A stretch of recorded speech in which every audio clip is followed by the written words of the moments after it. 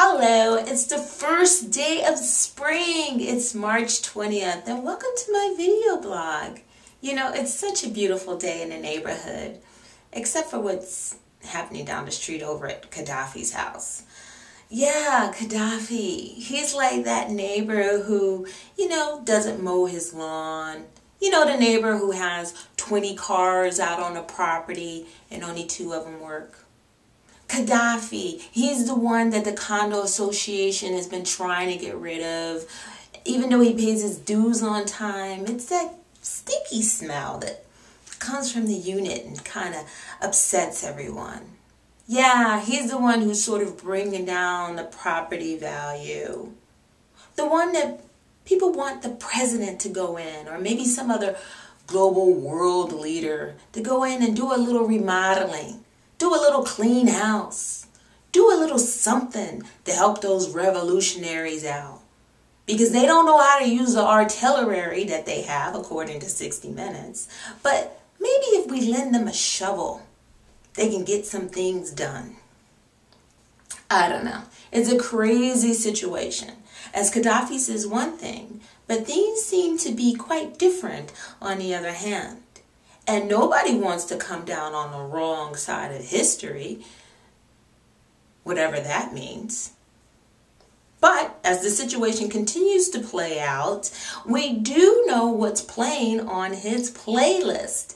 Yeah, because a very interesting story came out that there have been some very big music people who have performed for Gaddafi, or at least for members of his family.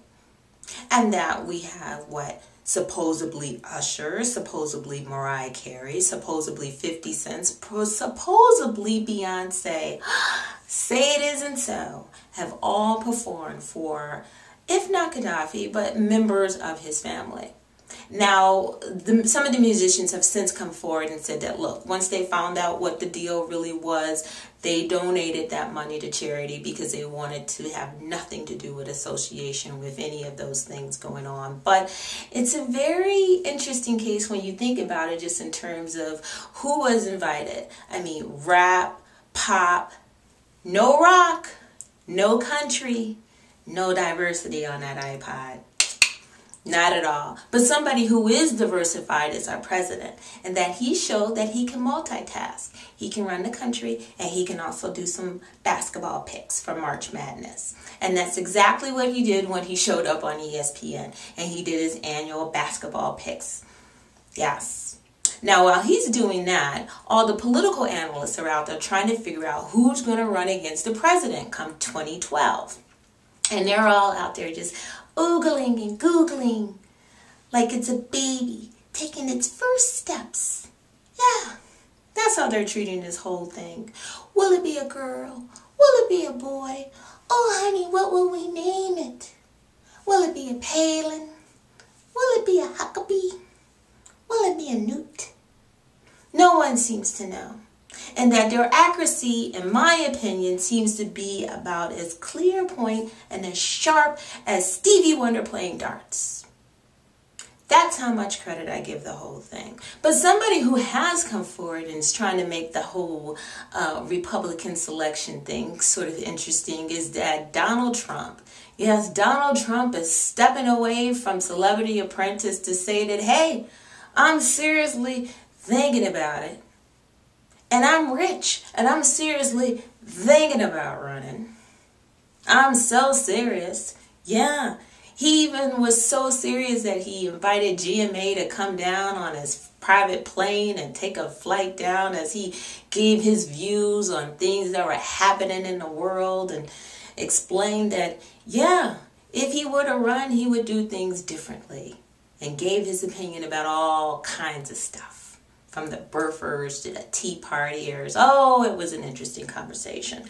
But the thing that really got my attention was the fact that Donald says that he has, $600 million that he could use towards an election, and the country is in debt. Oh, I don't know. I mean, Donald, if I could just have a moment of your time and just kind of share with you that, you're a businessman. You're in real estate. You've done some really big deals and you've put together some really big packages, and you seem to be able to control the personalities of some really big celebrities out there on that show. Couldn't you maybe work with the economic team here in the U.S. and maybe broker some type of real estate deal to maybe help bring down our deficit? Oh, it's just a thought, Donald. It's just a thought. Just a thought, you know. Love you, Donald. But hey, instead of maybe thinking about using 600,000 or millions of dollars towards an election, you know, we would really need you to be a businessman and help us out with that deficit. Yeah, leave the politicians to the political people. Now, something else that seems to be taking up a lot of our real estate media time is that Charlie Sheen.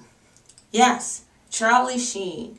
He seems to be everywhere, from magazines to television to Twitter to, I don't know. You name it, Charlie Sheen is there. And that, 3 weeks ago, he was just doing a show, 2.5 Men? Since that time, he went to being sort of suspended, to being fired, to being, a Twitter spokesperson. Then he was out there doing all kinds of stuff. I mean, the man is unstoppable in that if you pick up a magazine, he's there. If you turn on any channel from all the major networks to even all the dumb networks, he's all over the place. I mean, the man has proven that he is a money-making machine. Say what you want to say about him, but at least you've got to give him credit for being industrious, because that's exactly what he is. Clearly, he is industrious, and that he has not allowed any grass to grow under his feet. No, maybe it's all that tiger blood rushing through his body. I don't know. It's crazy. I mean, when you think about it, Palin, the only thing that she brought us was where it's mavericky. I mean, Charlie Sheen has opened up the Thesaurus and just given us an assortment of real words and real word combinations that people never even thought of. And then here he is, when he calls us a troll, we're all like, oh, I love that. I've never been called a troll ever so eloquently. It's incredible. It's crazy. And anything that's even more crazier is the fact that Charlie Sheen and Omar Gaddafi have seemed to be running neck and neck in terms of monopolizing our time in the media. And that you couldn't get away from one story or the other. Either everybody was talking about Charlie Sheen or they're talking about Gaddafi. Charlie Sheen, Gaddafi. Charlie Sheen has 2 goddesses. Gaddafi won't go out in the rain. Charlie Sheen just got fired. Gaddafi is firing at people. Charlie Sheen is out there calling people a troll. Gaddafi is saying, who knows what he's saying. But it's all about a horse race. Back and forth between the two of them. Back and forth. Charlie Sheen, Gaddafi. Charlie Sheen, Gaddafi. Charlie Sheen, Gaddafi. And then all of a sudden, Lindsay Lohan came in wearing that dress. Ooh, I wonder if I can get that in my size. But anyway, here it was. She came in for a hot second, then went out. And then it was back to them, back and forth. Jockeying, trying to get position, trying to take over the media. Back and forth. And then out of nowhere comes, the tiger blood. Yes, the tiger blood took over everything. Because in my opinion, if Charlie Sheen in 3 weeks can go from having no show, being the highest paid man on television, to having no show, to being a sold out comedian, I need a little bit of that tiger blood. Yeah. Because trying to get 3 jobs done along with being in school, working it with Starbucks and Red Bull is not cutting it. I need some tiger blood. Put that on the shelves, Charlie. Because we all need it. And something else we all need to do is maybe go find our cell phones and make a donation over to our brothers and sisters over in Japan. Because my thoughts and prayers are with you, along with my donation. I'll see you next time.